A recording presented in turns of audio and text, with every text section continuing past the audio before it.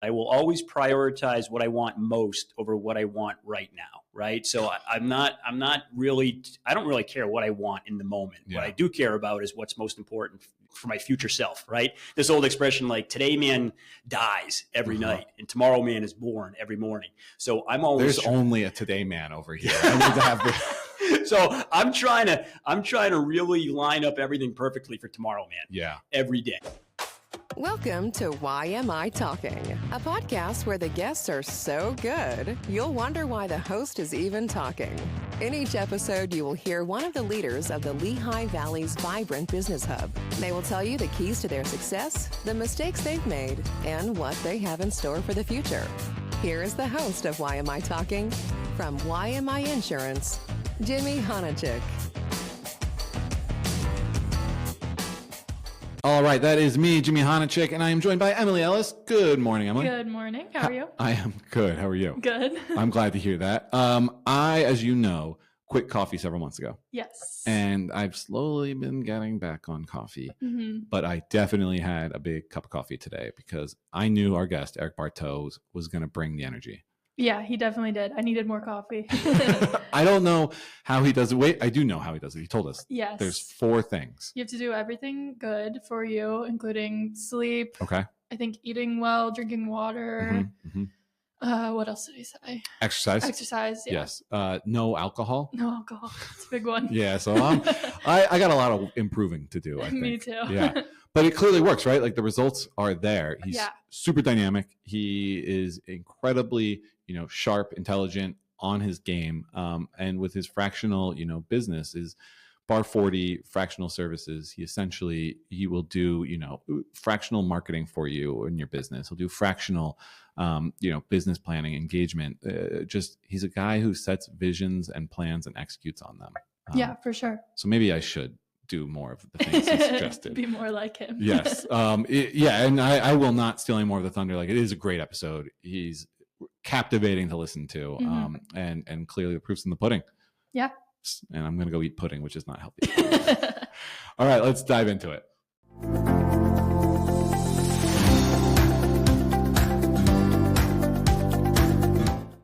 All right, this is finally happening. I have been looking forward to this episode since I started the podcast. Eric Bartosz of BAR40. We are neighbors, we are friends, and you are everywhere. So I appreciate you stopping for 1 minute to come on here and chat with me. I'm psyched, man. I've been looking forward to this too. It's just like a continuation of our conversations in the street. Yeah. But this time we got a mic and lights, and Emily's here. Hi, Emily. Hi. Yes, anytime you're walking Piper, I get excited because I know an engaging, fun conversation is coming my way. And Piper the pug loves it too. Piper is so conditioned that when I'm walking and I start talking, she just immediately sits down or lays down in the grass because she knows that it's here we go. It's here we go. Showtime. My walk is temporarily paused. Can I ask you a question? Yeah. How do you have so much energy?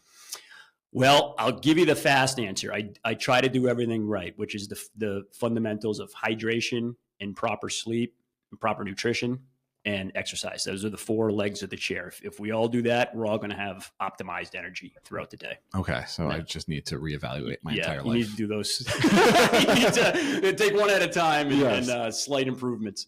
And that's kind of how I came to know you. And BAR40, when I first learned about it, was a lot focused on that. And I've loved to see the evolution of it. So maybe talk a little bit about BAR40 and BAR40 Fractional Solutions and kind of the progression and where we are now. Yeah, man, right on. So the first question that always comes up is like, what is BAR40? What does it mean? So the fast answer is it's my last name, Bartosz, with 40, which is my age when I started the company. So I'm 49 now, going on 50 in April. So it's been around for creeping up on 10 years. Yeah. But BAR40 started life as basically a framework for anyone to live their best year ever. And what that looked like was, for me, when I turned 40, I didn't want to do one single birthday event. I didn't want to go skydiving or go to Las Vegas or do some great trip. I wanted to do those things, but my main objective was to have my 40th year be something that was just a complete game changer of life.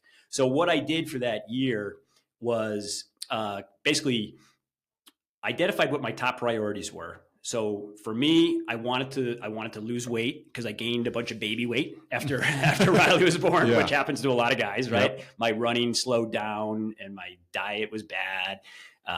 Probably too many beers and stuff like that. Mm-hmm. So I just set these goals, and I, over the course of 52 weeks, like achieved them all. And I lost the weight I wanted to lose, all the stuff like that. So I was always keeping a journal though of what I was doing to basically get these results. And when that was done, that was like the start of the BAR40 book, Achieving Personal Excellence, which I have, and you should too if you're listening to this. Yes, this isn't a book infomercial, but now it's in its 3rd edition. It's a bestseller. It sells really well here in the U.S. and Amazon, of course, but Barnes & Noble and Walmart sells well internationally. Yeah. Can I hit that real quick? Yeah. Like, I hate to interrupt your story, but when you first introduced it to me, I was like, oh, that's cool. You self-published the book. And then you described like where it is bestseller, and it was unbelievable. Like, it is a success for sure. Oh, yeah. And I do work with, at this point, I work with a publisher. It's Wise Media out of California, publisher Brian Schwartz, wonderful guy. But yeah, it really gained traction. And I think part of that reason was just lucky timing, right? The first edition came out around COVID. So we all had this situation where we got a lot of extra time, and we could either use that to evil intents or try to do something, that's going to uplift our lives. Yeah. So anyway, the BAR40 framework was that, we identify these 3 priorities in our life, and we build out the structure that's going to get them. And that was really the framework that evolved into the BAR40 Fractional Solutions, which is still the same mission-driven purpose of achieving results that are highest impact, but for business owners in their organizations. And that can be revenue acceleration or market expansion or product launch or a whole host of things that business owners grapple with, but oftentimes don't have the need or a budget to hire a full-time executive level hire. So I've got, basically 20 something years of corporate experience doing all these things at a high level. So I draw on all that expertise and just deploy it on a fractional basis, usually 5 to 10 hours a week per client, and just get those results on a fractional investment basis. And they're getting, when they hire you, that career path that you've had, which was, climbing the corporate ladder, leading teams and developing things and setting goals, prioritizing them and executing, but at a fraction of the cost, basically. Walk me through that progression, essentially, your career progression to get to where you are. Yeah. So I had, when I was 22, I moved to New York City for a job opportunity. And it was at the time, it was a company that was called National Envelope. They were the largest envelope manufacturer in the United States, which people, younger people were like, envelopes, like in the mail. Right. But it still is big business. But back then it was really, really big business. So probably $700 million a year. So throughout the National Envelope journey, I started kind of from the bottom and worked my way up to, inside sales rep, outside sales rep, regional manager. But I was working with the CEO at the time, who is still a good friend of mine. But he really gave me kind of a front row seat to how it was a wonderful opportunity, and it was a real life changer, because at a very young age, I had a chance to have direct interaction with a very large business and the key leadership team that was in there, and saw what worked and saw what didn't work. And from there, I was able to use that experience to move on to other senior leadership positions with global organizations that really, again, expanded my horizon to what success could look like, and all under that umbrella of really, what does market expansion look like? What does client acquisition look like? What does go-to-market strategy look like? All the key things that really drive a business. There's an old saying, like, nothing happens till somebody sells something, right? So understanding like what worked and what didn't work. And all of that was really, really valuable to me. But one thing that I kept running into was this realization, and it's not a knock on the reality of it, but private equity and venture capital are increasing involvement with more and more businesses. So what that means, it's a very choppy landscape for a lot of organizations where they're acquired and there's reduction in force or right sizing, or pick your euphemism. But it just means that more and more people are being let go. And it's a very challenging situation if you're working for these organizations, But for me, it also was this like significant aha moment where there's a lot of companies now that have mandates that they have to eliminate very senior key people, but they still have a very pressing need to achieve the business results that the PE ownership or VC ownership has put into place. So I was like, man.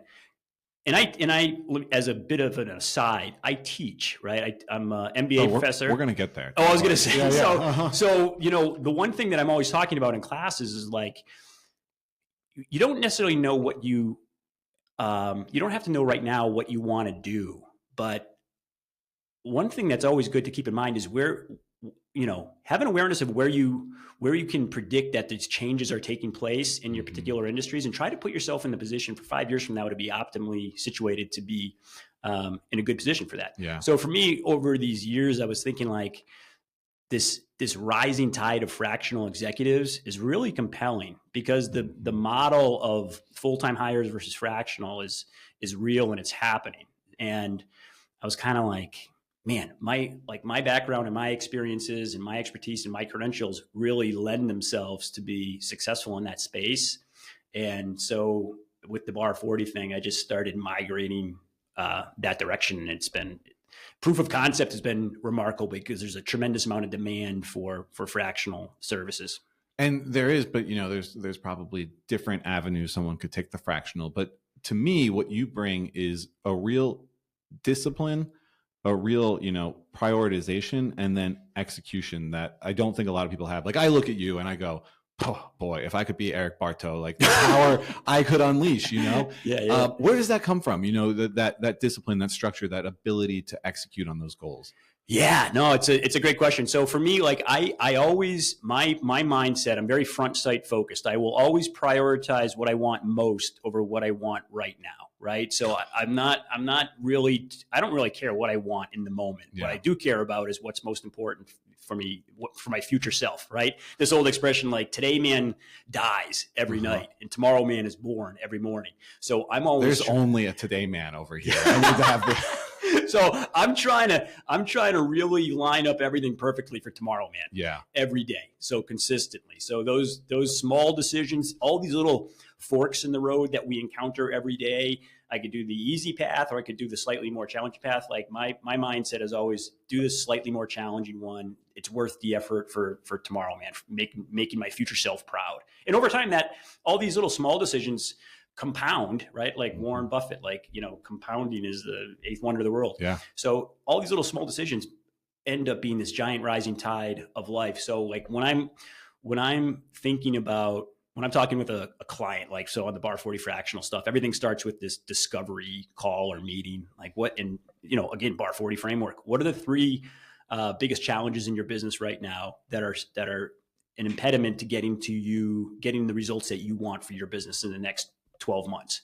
So let's not try to boil the ocean. Let's pick three, and then we're going to chunk those down, reverse engineer what the solutions are, what the steps are. And now we've got a roadmap to achieve these three things. And those can, of course, change over time. They usually do, but let's start somewhere.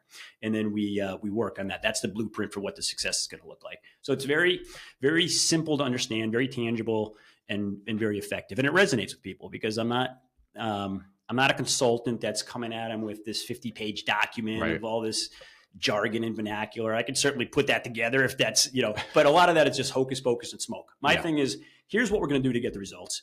And I've got, a personal history of probably $100 million in revenue that I've personally delivered. So it's not theoretical. Yeah. I'm able to back up everything I'm doing with, here's a case study of how I, was able to secure $16.5 million for this particular client. So, all the results coupled with the clear plan of action, plus it's like a month. I work on a month-to-month basis. So I have to, in this world, it's, the expression is, you have to, eat what you kill. Right. So there's no cruise control. There's no sitting back. This is not a Supreme Court appointment for a lifetime, right? Tomorrow man's always hungry, and tomorrow man's got to eat. Yes. Tomorrow man wants new shoes. So there's, I've got to keep my saw sharp in order to keep delivering. And plus, that's what motivates me. I'm very success driven and motivated by achievement and progress. So I just love doing that. Even like I have fractional clients that, I'm contracted for 10 hours a week, 40 hours a month. I don't think I've ever not worked more for a fractional client than what I'm contracted with. Right. Because I always want to under promise and over deliver, because that's what my reputation is built on. Yeah. And I don't want to do anything that's going to ever jeopardize that. Yeah. You know what? I'm sitting here thinking, going back to the teaching, like how fortunate a student sitting in those seats is to kind of have you to learn from. I keep telling them that. I wake them up and tell them that.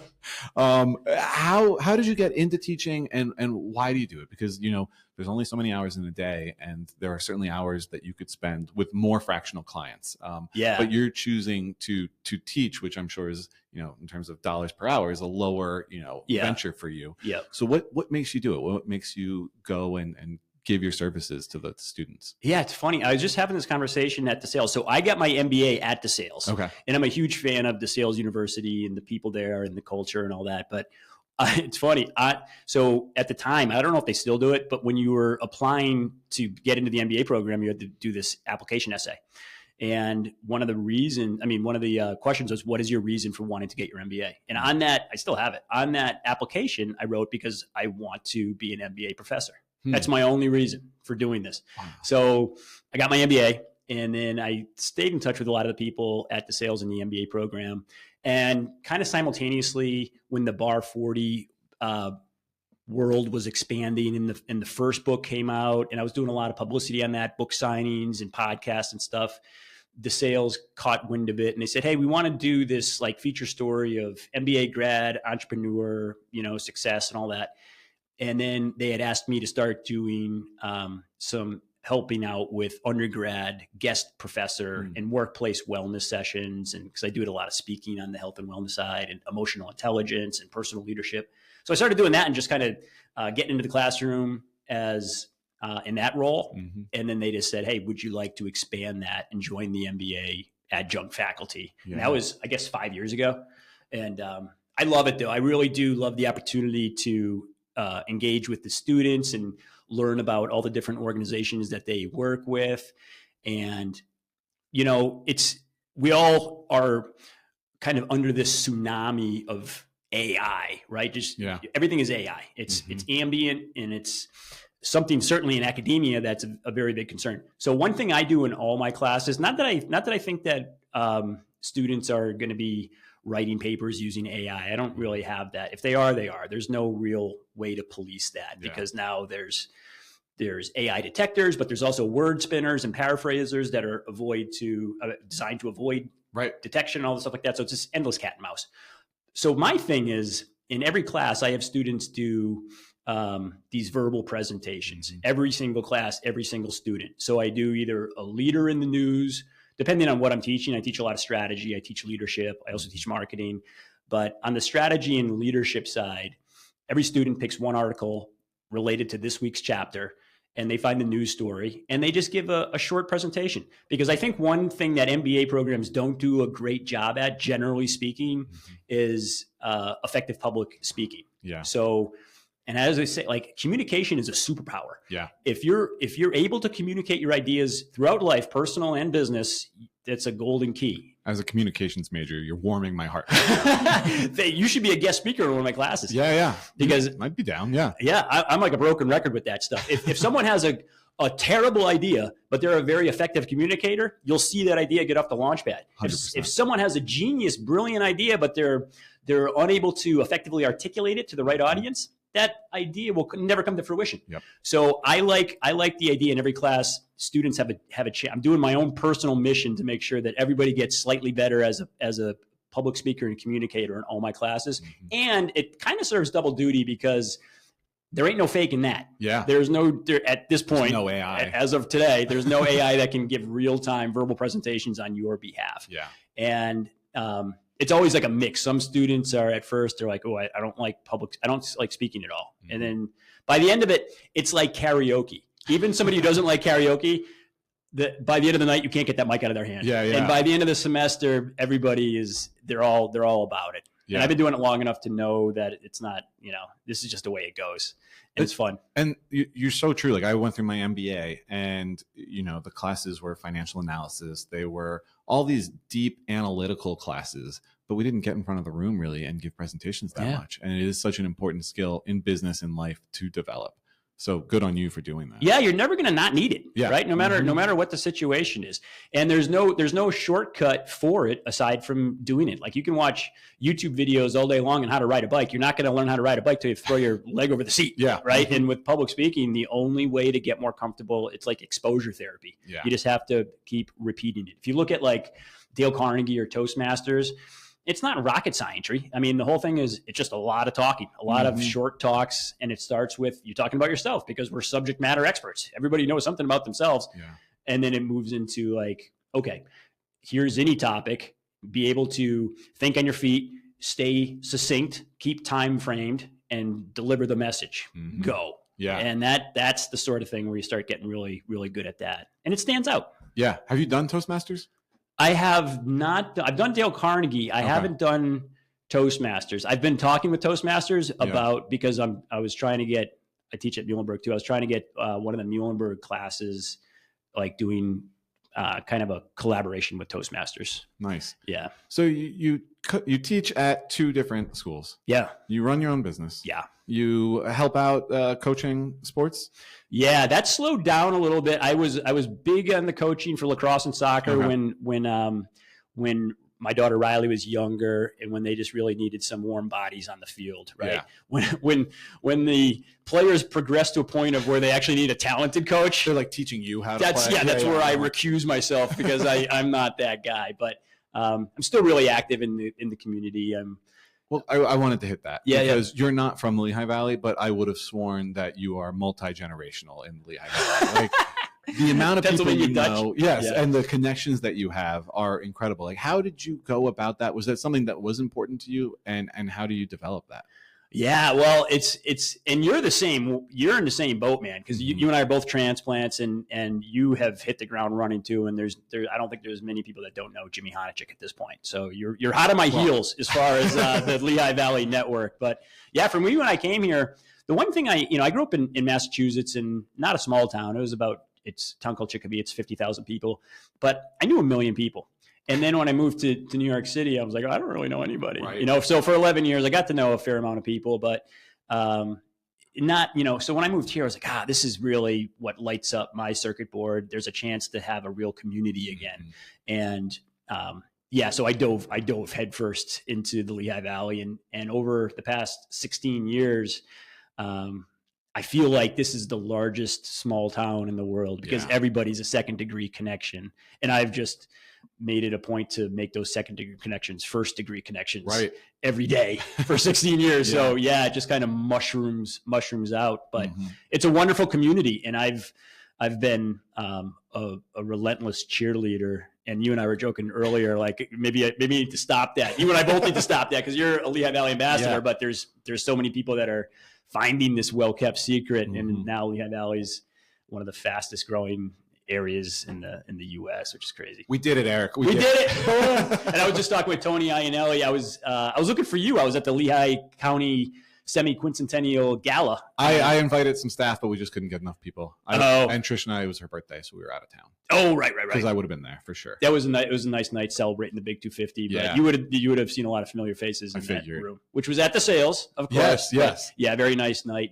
And Tony Iannelli, the president of Lehigh Valley Chamber, which is the 7th largest chamber in the United States. That's wild, isn't it? It's crazy. That is. About 5,000 members. He's done such a good job getting it to that point. Yeah. But the Lehigh Valley is just a wonderful, wonderful place. And it's got so much to offer, and it's growing. So I'm very happy to be involved in as much as I can be in the Lehigh Valley. One thing you're involved in, and I started to go down this path on how you're involved in everything. Yeah. The other thing is you're a volunteer firefighter. Yeah. Yep. A, where do you find the time? And B, why? So the time that's the easiest one from a scheduling perspective because you do what you can when you can, right? So it's a 24/7 organization like every fire department. So the way that it's set up is, and we're actually hybrid now. We used to be volunteer. Now we're a hybrid department, which is pay per call, which is, that's a whole separate conversation, but generally speaking, I'll keep it very brief, but in the US, there's about 1 million firefighters. 700,000 are volunteers. So the US is a majority volunteer firefighting country, essentially. But the numbers of volunteers continue to shrink every year. Right. So we've got this silver tsunami of people that are retiring and not enough to come in and fill it up. So as part of that recruitment effort, more and more departments are moving to this pay-per-call scenario to be able to draw more people in. So essentially, for us in Upper Saucon Fire Department, every January we get basically a payment, a lump payment for all the fire calls we went on the previous year. Okay. And that payment is based on a bunch of different stuff, but years of service, different certifications, and you end up getting like a rate. And so what your rate is, that's your times fire calls and all that stuff. But that one's kind of easy because I do as much as I can when I can, but there's no set schedule. Yeah. And to the second part of the question, my father and my grandfather were both career firefighters in Massachusetts. So I was actually on that track when I was growing up in Massachusetts. I thought I was just going to be a firefighter for life. But I love the idea of being the third generation Bartosz firefighter.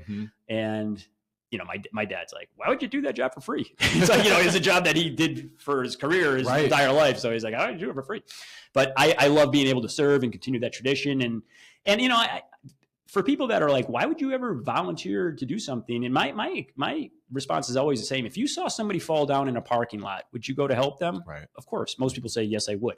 So it's just that, but it's your entire community. Yeah. Someone has some sort of situation that they need assistance with, or it's a car accident. Every one of those scenarios is oftentimes like the worst day of somebody's life. Right. So you have a chance to do it. I like the aspect of it. I wouldn't want to be a career firefighter and just be tied to the station all day between calls and all that. But I like being able to respond in the moment and then be able to return back to what I was doing before that. Yeah. You guys also seem to have access to Santa Claus, and I don't understand how you get him, but once a year he comes by on your fire trucks. Like, what is the relationship there? How do you guys pull that one off? Santa Claus is a very, very close friend of mine. That's great. Some would say that our voices are very similar. James did say that. My son did say that one year when he saw you. Santa. Santa wears a bodysuit, and Santa has a very legitimate beard, but it's a very fun day to engage with the community.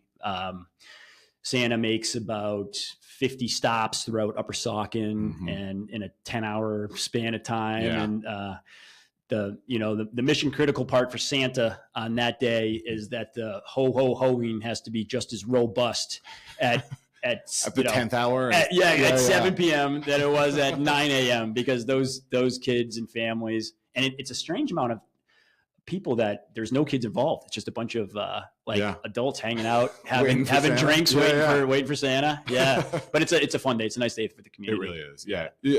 I get such, from you, such community vibes. And it's really great to see that in the volunteering that you do in the community. Does that come from somewhere, that sense of, community and doing more than just for yourself? Yeah, well, I've always kind of been wired that way, like, be of service. How can I help other people? And then with Riley, my daughter, I think it's really important to be able to set this example. We're very blessed and fortunate to have, an abundance of the, stuff we need, to live. So, okay, now what can we give back? So to kind of show that it's not just all about, accumulating stuff, right? You know what I mean? Like we have kind of an obligation to our community to do what we can when we can do it. Right. Yeah. So I like the idea of no matter what I'm doing, I would do it no matter what, but it really, for me, like magnifies the importance of being able to have Riley see like, okay, and there's no shortage of things to do and organizations that need help. Like anybody who's ever like, I wish I had, because I still do a lot on the BAR40 health and wellness side. And one of the things that I talk with people about often is this, feelings of loneliness, which is a real thing. Yeah. And part of it is social media and all that. But like, you want an instant cure for loneliness?